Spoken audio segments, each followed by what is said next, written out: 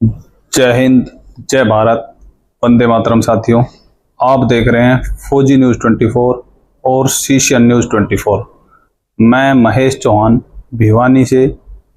आज हम पहुंचे हैं तोसाम हलके की एक ऐसी शख्सियत जिसको तोसाम हलके में बच्चा बच्चा जानता है। बच्चा बच्चा जानने का मकसद मैं इसलिए बोल रहा हूं क्योंकि अगर हम बात करें तो पिछले 4 दशक से एक नाम तोसाम हलके में सक्रिय है। कभी तोसाम हलके से ना टिकट की मांग की, ना ही कभी चुनाव में इतना खासा इंटरेस्ट इन्होंने दिखाया। नाम है कमल प्रधान। तो नाम से आप समझ गए होंगे, चेहरे से भी आप समझ गए होंगे। अगर कमल प्रधान जी की बात करें तो इनका खुद का एक संगठन है, युवा कल्याण संगठन, जिनके ये संरक्षक भी हैं। और अगर समाज सेवा की बात करें तो समाज सेवी के रूप में तोसाम हलके में शायद इनसे बड़ा चेहरा कोई और होगा। तो बात करेंगे, चुनाव का माहौल चल रहा है तो कमल प्रधान जी की क्या तैयारी है, क्या चुनाव लड़ेंगे, और अगर चुनाव लड़ेंगे तो तोसाम हलके का किस प्रकार से विकास करेंगे। प्रधान जी, सबसे पहले तो आपका दोनों चैनलों पे स्वागत है। धन्यवाद महेश जी। और फौजी न्यूज और सीसीएन न्यूज का जितने भी हमारे दर्शक हैं उनको मेरी नमस्कार। और मैं साधुवाद देता हूँ दोनों चैनलों को कि आप लोग अच्छा कार्य कर रहे हैं। समाज के अंदर जो कुरीतियां हैं उनको भी उजागर कर रहे हैं, जो जन समस्याएं हैं उनको भी आप उठाते हैं, और राजनीतिक विश्लेषक तौर पर भी आप कार्य कर रहे हैं। तो बहुत अच्छी बात है। लोकतंत्र के चौथे स्तंभ में जो आज गिरावट आई हुई है उस गिरावट के हिसाब से, और आप चैनल के यूट्यूबर जो काम कर रहे हो, ये वास्तव में आपका बधाई के पात्र है। मैं एक ही बात कहूँगा कि लोकतंत्र का चौथा स्तंभ जो है हमारा, जो मीडिया है, वो अगर जिंदा है तो मैं देश को सुरक्षित मानता हूँ। क्योंकि सारी जो समस्याएं हैं या जो करप्शन की बात है या दूसरी बातें हैं वो मीडिया उठा सकता है, और उनका समाधान भी होता है जो मीडिया उसमें प्रहार करता है कोई भी समस्या के ऊपर या दूसरी चीजों पर। तो बहुत अच्छी बात है, आप आज आए, आपका स्वागत है। धन्यवाद कमल जी।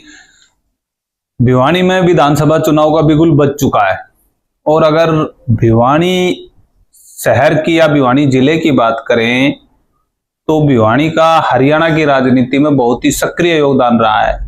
शुरू से ही लोग बताते आए हैं कि भाई भिवानी जिसको चाहेगा उसको मुख्यमंत्री बनाएगा। और यदि अब की बार तोसाम हलके की बात करें तो तोसाम हलका सबसे हॉट सीट बन चुका है, क्योंकि हर एक पुराना और बड़ा दिग्गज नेता वहां से चुनाव लड़ना चाहता है। तो सबसे पहले तो मैं यही जानना चाहूंगा कि आपकी क्या इच्छा है, चुनाव में उतरेंगे या फिर वही जो पिछले 4 दशकों से करते आ रहे समाज सेवा ही करेंगे। देखिए महेश जी, सबसे पहले तो आपने भिवानी को जो कहा है कि भिवानी एक पूरा हरियाणा के अंदर राजनीतिक तौर पर एक उभरा हुआ जिला है, उसका कारण है कि यहाँ से 4 मुख्यमंत्री हुए हैं, सूर्यवंशी लाल जी और बीडी गुप्ता जी, चौधरी हुकुम सिंह जी और अरविंद केजरीवाल जी भी यहीं से हैं।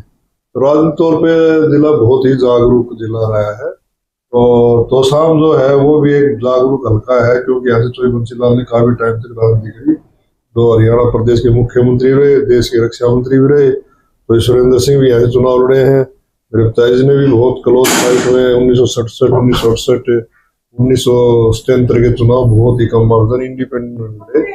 तो ये सारी चीजें तोसाम हल्के में, जो धर्मवीर सिंह भी तोसाम हल्के से संबंध रखते हैं, ये सारी चीजें चल रही है। इसलिए जो आज का प्रवेश है इसके अंदर तोसाम हल्का इसलिए थोड़ा हॉट सीट पे है, क्योंकि आज तत्कालीन जो हमारी विधायिका है उन्होंने बीजेपी को ज्वाइन किया, कांग्रेस को छोड़ दिया।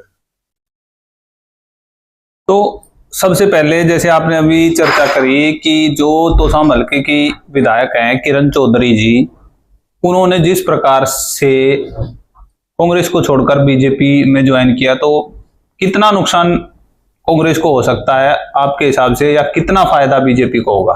देखिए ऐसी बात यह है कि पॉलिटिक्स में जो पिछले दिनों से किरण चौधरी जी कर रही थी वो कांग्रेस के लिए काम नहीं कर रही थी। उसकी क्या अंदरूनी बात थी वो तो बता सकती वही, लेकिन जो कांग्रेस के प्रति उनकी भावनाएं थी, क्योंकि 2014-2019 का चुनाव हमने नजदीक से देखा, 2024 का लोकसभा भी देखा, तो वो जो कांग्रेस प्रत्याशी थे, चाहे लोहारू का था, जबारडा का था, दादरी का था, भिवानी प्रॉपर का था, वो उनकी मदद नहीं करती थी, वो उनको हराने का काम करती, स्वयं तो जीत जाती थी तकड़ीबाजी से या फिक्सिंग से करके या वोटों का ट्रांसफर करवा के दूसरे नेताओं से जो इलेक्शन होते थे, लेकिन वो कांग्रेस के लिए इतना काम उन्होंने नहीं किया। अब वो कांग्रेस में से चली गई है तो मानता हूँ नया नेतृत्व पर क्या रहा है, जैसे आप अभी कह रहे थे तो सामने बहुत ज्यादा लोग आगे आ रहे हैं, तो प्रजातंत्र के लिए अच्छी बात है। लोकतंत्र में प्रणाली के अंदर जब आप ऐसे बात होती है तो नए नए चेहरे सामने आते हैं, तो कथाकथित नेता कुंडली मार के बैठ जाते हैं, दूसरे चेहरे को नहीं आने देते। बिल्कुल। तो कमल प्रधान का क्या मन है या क्या विचार बना रखे हैं? विधानसभा चुनाव तोसाम से लड़ेंगे? देखिए, तोसाम से हमारा बहुत पुराना रिश्ता रहा है और ये रिश्ता आज का नहीं है, पीढ़ियों का रिश्ता है। जो मेरे परदादा थे चौधरी मोहम्मद सिंह जी, वो उस टाइम जिला बोर्ड होता था, जैसे आज ये ऐसे कई जिले होते हैं उनके बोर्ड बनता था, जो पूरे जैसे जैसे आज एमएलए ये जो आपके नगर पालिका चेयरमैन जो जिला परिषद के चेयरमैन काम कराते, ठीक ऐसे ही काम कराते थे। और जब से हल्का बना 1962 में तो जगन्नाथ जीते थे यहाँ से, उसके बाद 67 में पहला चुनाव जो हरियाणा प्रदेश बना तो पहला चुनाव हुआ था, तो बंसी लाल के साथ मेरे पिता ने चुनाव लड़ा, बड़ा क्लोज फाइट में हम हार गए थे। और फिर दोबारा 67 में दोबारा यहाँ से मिलने की वजह से 68 में फिर चुनाव हुआ, फिर हम चुनाव थोड़े मतों से हार गए, वो भी इंडिपेंडेंट लड़ा था। वैसे इस हल्के से तो मेरा जुड़ाव है, और इस हल्के से पूरा जिला से जुड़ाव रहा है। स्टूडेंट पॉलिटिक्स में लंबे तौर पर की और किसान नेता के तौर पर भी मैंने काफी टाइम यहाँ काम कराया है। और जितने भी समस्याएं हैं, चाहे वो कर्मचारियों की थी, आशा वर्कर बहनों की थी, आंगनबाड़ी बहनों की थी, या जो भी समस्या नौजवानों की थी, स्पोर्ट्स का कोटा कम करा दिया, कोरोना में भी आपने देखा होगा कि हमारा संगठन सबसे आगे रहा। तो ये है कि मेरा कर्म क्षेत्र तो और मेरा जन्मभूमि भी तो सामने, इसलिए उसके प्राथमिकता देते, बाकी पूरा जिले में हमारा प्रयास रहता है किसी भी समस्या न हो। नहीं, बिल्कुल। समस्या अगर समाज सेवी के तौर पे देखें तो आपके कार्य सभी जानते हैं, लेकिन मैं ये जानना चाह रहे थे, हमारे जो दर्शक भी हैं, कि क्या तोसाम हल्के से अब की बार विधानसभा चुनाव में उतरेंगे कमल प्रधान या नहीं? देखिए, मेरा चुनाव लड़ना कोई मकसद नहीं है। अब की बार लोग ऐसे कह रहे हैं कि जी आप बहुत काम किया है आपने, तो आप प्रजातंत्र की जो प्रणाली उसमें शामिल होकर और ज्यादा काम कर सकते हो। इसलिए मैं अब की बार सोच रहा हूँ कि तोसाम से अगर सम्मानजनक मेरे को चुनाव लड़ाया जाता है, और वैसे तो बेसिकली कांग्रेस पार्टी से जुड़ा हूँ, और तो भूपेंद्र हुड्डा जी का प्रोग्राम तो उसमें गया भी था, और भी कांग्रेस पार्टी के प्रति जितने प्रोग्राम हुए हैं गया हूँ। लेकिन ये नहीं कि मैं चुनाव कोई अपनी इच्छा के लिए लड़ जाऊं या मेरे पद के लिए लड़ जाऊं, मेरा ऐसा कोई बात नहीं। आपने पहले कहा कि आप 4 दशक से काम कर रहे हैं चुनाव में, ये कितनी अच्छी बात है। लोग तो चुनाव इसलिए लड़ते हैं कि उन्हें चुनाव के पद चाहिए, या वो पॉलिटिक्स इसलिए करते हैं कि वो चुनाव लड़ना चाहते हैं, या समाज सेवा इसलिए करते हैं कि चुनाव लड़ते हैं। मैं उस मामले अलग मानता हूँ। मैं अब की बार भी मेरे को सम्मानजनक अगर पार्टी टिकट देगी और मेरे को चुनाव लड़ाएगी तो मैं लड़ूंगा, और लोग अगर पार्टी में लोग भी कहें चुनाव लड़ना तो भी लड़ूंगा। लेकिन मेरा ये नहीं है कि मैं क्या नाम अपनी मर्जी के लिए या अपने स्वार्थ के लिए चुनाव लड़ूं। बिना चुनाव भी इतने लोगों के लिए बीच में रह सकते हैं, चुनाव के जरूरत भी नहीं है। आप लड़ाई लड़ सकते हो, आप संगठन में काम कर सकते हो, आप लोगों को काम करवा सकते हो, अगर आपकी नीयत है और आप कई काम करने की काबिलियत हो तो। बिल्कुल। तो साथियों, आपने देखा कमल प्रधान जी ने बहुत बड़ी बात यहाँ पर बोल दी है कि या तो पार्टी चाहेगी तो वो चुनाव लड़ेंगे, और अगर पार्टी टिकट नहीं भी देती है और सर्व समाज चाहता है कि कमल प्रधान चुनाव लड़े तो कमल प्रधान चुनाव लड़ेंगे, अन्यथा उनकी कोई निजी तौर पर कोई मंशा नहीं है। तो प्रधान जी, अगर आज की राजनीति की बात करें और आज की भिवानी की बात करें, तो भिवानी में आज भी सुबह 6 बजे से और तकरीबन 8 बजे का समय अभी हो चुका है, 14 घंटे से ईडी की टीम कांग्रेस के नेता के घर सारे डॉक्यूमेंट खंगाल रही है। तो इसको किस प्रकार से लोगे, क्योंकि तोसाम हल्के से ही वो भी टिकट के दावेदार हैं, मास्टर सतबीर रतेरा जी। तो ईडी की छापेमारी को किस तरीके से देखा जाए? देखिए, ईडी का जो उपयोग आजकल जो मौजूदा सरकार कर रही है, छोटी छोटी बातों पे कर रही है। हो सकता है इसमें कोई भाई, जैसे उनका एक पहले भी ईडी का छापा लगा था, वो खनन व्यापारी को गिरफ्तार किया गया है, उससे उनके को तार जुड़े होंगे। लेकिन मैं जहाँ तक मानता हूँ सतवीर तेरा जी बहुत अच्छे इंसान है, और वहाँ वो बवानीखेड़ा से ट्राई करे, तो शाम से नहीं है, बवानीखेड़ा से ट्राई करे। और भी नेता बवानीखेड़े में रामकिशन फौजी जी हैं, सारसर जी हैं, और भी काफी नेता है, सारे काम कर रहे हैं। ये उसी प्रक्रिया का जांच का विषय है, क्या निकल के आता है। और मैं लेकिन ये कहता हूँ कि ईडी छोटी छोटी बातों में आके जैसे इंटरफेयर कर रही है, इससे उनकी विश्वसनीयता भंग हो रही है। बिल्कुल। अब अगर तोसाम हल्के की बात करें तो आपने भी बताया कि बंसीलाल जी का क्षेत्र रहा है, और बंसीलाल परिवार का उस सीट पर अगर बात करें तो कब्जा रहा है। तो क्या इस माहौल में जब किरण चौधरी बीजेपी में जा चुकी है, तो क्या किरण चौधरी को हरा पाना किसी भी कैंडिडेट के लिए आसान होगा? देखिए, जनता जब चाहती है तो बड़े से बड़ा नेता यहाँ आ रहा है। श्रीमती इंदिरा गांधी आ रही, अटल बिहारी वाजपेयी जी आ रहे, प्रकाश सिंह बादल जी, कैप्टन अमरिंदर सिंह जी, और राहुल गांधी जी, कौन चुनाव नहीं आ रहा? ये जनता ही उनको मनाती है, जनता ही रहती है। इसलिए किसी भी आदमी को, किसी भी नेता को और किसी पार्टी को इसको मन में नहीं आना चाहिए कि हम सदा के लिए मरते हैं। जनता की प्राथमिकता होती है कि किसको जिताए, किसको नहीं। जिनकी राय ज्यादा होती है जीत जाते हैं। लेकिन ये एक दो बात आप कह रहे हैं कि उनको हराना मुश्किल है, तो प्रजातंत्र में, लोकतंत्र में ऐसा कोई संभव नहीं है। जनता ने बड़े बड़े आदमी को रहा, किरण चौधरी तो उनके बराबर की नेता भी नहीं। बिल्कुल बिल्कुल। तो आप एक युवा कल्याण संगठन के नाम से एक सामाजिक संगठन भी चलाते हैं, युवाओं से जुड़े हुए हैं। अगर युवाओं की बात करें और पूरा तोसाम इलाका अगर हम देखते हैं तो ग्रामीण क्षेत्र है, वहां पर युवा रोजगार के लिए सेना का रुख करता है। और फौजी न्यूज 24 चैनल होने के नाते भी हम यही जानना चाहेंगे कि भाई आपके क्षेत्र का युवा अग्निवीर को किस प्रकार से देखता है? देखिए महेश जी, आपको एक बात बता दें, 106 गाँव है और 65% आबादी युवाओं की वहां है। और आपको अग्निवीर योजना बताओ पूरे हरियाणा के अंदर है।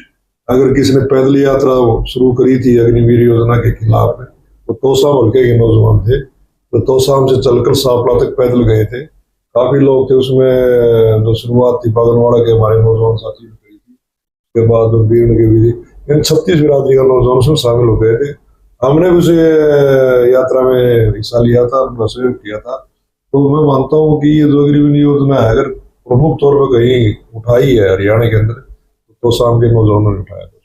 बिल्कुल, तोसाम के नौजवानों ने, साथियों हमने भी दिखाया था कि जब अग्निवीर स्टार्टिंग में आया था तो काफी विरोध हुआ था। लेकिन अभी मेरा कहने का मकसद ये था कमल जी कि अभी आप जब नौजवानों में जाते हो तो नौजवान क्या उसको एक्सेप्ट कर रहे हैं, या अभी भी अग्निवीर का विरोध है? या अगर तोसाम की जनता आपको विधायक बनाकर सदन में भेजती है, हरियाणा के पार्लियामेंट में भेजती है, तो आप उस अग्निवीर को किस तरीके से देखेंगे? देखो महेश जी, मैं कॉलेज का प्रधान भी रहा हूँ और लंबे तौर पर मैंने पॉलिटिक्स करी, स्टूडेंट, और मैं युवाओं की जो परेशानी को समझता हूँ। जो अग्निवीर योजना थी ना, ये सेना का भी नोट डाउन किया है, नौजवान का भी किया है।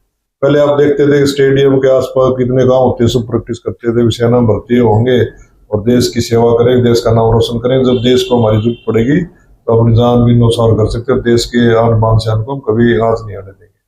और मैं मानता हूं कि ये योजना जो कांग्रेस की, मैं जैसे बात करी, मैं कांग्रेस का एक चीज से इसलिए भी थोड़ा समर्थक हूँ। कांग्रेस के जो राष्ट्रीय जो हमारे नेता हैं राहुल गांधी जी, उन्होंने कहा कि अग्निवीर योजना को हमारी सरकार आई, इस कानून को बदल देंगे, इस योजना को बंद कर देंगे। और मैं मानता हूँ ये बंद भी होनी चाहिए। ये सेना के लिए भी अच्छी नहीं है, नौजवानों के लिए अच्छी नहीं है, और देश के लिए भी अच्छी नहीं है ये। बिल्कुल। तो साथियों, सीधे तौर पर कमल प्रधान जी का भी यही कहना है कि अग्निवीर योजना जल्द से जल्द इसको बंद कर देना चाहिए, देश हित और नौजवानों के हित में।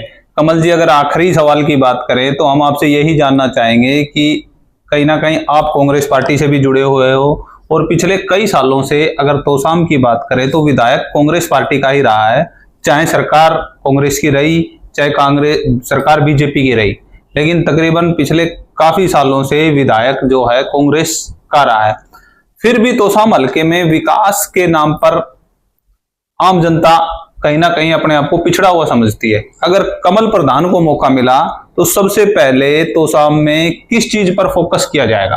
देखो, हमारा तोसाम इलाका है वो दो चीजों पर निर्भर है। पहला तो है एग्रीकल्चर पे, तो कृषि हमारी है उसके ऊपर डिपेंड है। दूसरा वहाँ खनन कार्य बहुत होता है, जैसे डाडम है, खनक है, खरकड़ी सोहन है, निगाना है, इन पहाड़ों में ज्यादा होता है। तो वहाँ किसान और मजदूर दोनों एक दूसरे से टूट संबंध होगा। और जो विकास की बात है तो कई नेता इसका दम भरते हैं कि हमने विकास करवाया है, तो खाली बिल्डिंग बनाने से विकास नहीं होता। मौलिक तौर पर वहाँ पीने के पानी की कमी है, और आपका जो इसके लिए एग्रीकल्चर के पानी चाहिए, वो कई जगह पानी नहीं है। पानी कहीं है उतना नीचा है, अगर कहीं निकल भी जाए ट्यूबवेल से पानी, वो बड़ा खारा पानी है, मतलब जो फसल के लिए अच्छा नहीं है। और खनन कार्यों में भी ऐसा हो रहा है कि जो भागीदारी की मजदूर की होनी चाहिए या आसपास के इलाके नौजवानों की होनी, वो नहीं है। वो जिस प्रकार से जो बड़े बड़े जो आज ईडी छापा मार रही है, उससे पहले मारा है, तो जब हम वो देखते हैं तो उसमें जाके ये देखते हैं कि वहाँ स्थानीय मजदूरों की संख्या कम है। और मजदूर, खाली मजदूर की बात नहीं है, मैं कहता हूँ कि उन खानों में उन मजदूरों की हिस्सेदारी होनी चाहिए। ठीक है, कोई ठेकेदार आके काम करे, करो, वो भी पैसे दो पैसे कमाओ, लेकिन ये थोड़ा कि एक आदमी करोड़ों अरबों सैकड़ों रुपये कमा के चले गए, ना पॉलिटिकल आदमी जिनके संरक्षण में काम कर रहे थे वो पैसे कमा के चले गए, ये गलत है। मेरा मानना है कि जब तक मजदूर की भागीदारी खान पाड़ों में नहीं होगी, तब तक मजदूर ना विकसित हो सकता, न तोसाम इलाका विकसित होगा। बिल्कुल। तो साथियों, आपने देखा कमल प्रधान जी ने कहा है कि जो खनन का क्षेत्र है तोसाम के अंदर, उसमें मजदूर की भागीदारी होनी चाहिए। ये बहुत बड़ी बात है कि जब तक गरीब तबके को भागीदारी नहीं मिलेगी तो गरीब तबका ऊपर नहीं उठ पाएगा। तो इन्हीं सब बातों के साथ कमल जी, आपका एक बार फिर से धन्यवाद। आपने चैनल को समय दिया और अपने विचार रखे। साथियों, आपका महेश जी और आपके जो हमारे छायाकार साथी हैं, इसका भी बहुत बहुत धन्यवाद। आप आए, आपका बहुत बहुत स्वागत भी और धन्यवाद। तो साथियों, अंत में मैं इतना ही कहूंगा कि वीडियो पर कमेंट अवश्य करें और तोसाम हल्के की क्या समस्या है वो हमें जरूर बताएं, ताकि अगर अगली बार हम कमल प्रधान जी से या तोसाम हल्के के किसी भी उम्मीदवार से मिलें तो उस सवाल को जनता का प्रतिनिधित्व करते हुए उठा सके। इसी के साथ जय हिंद, जय भारत।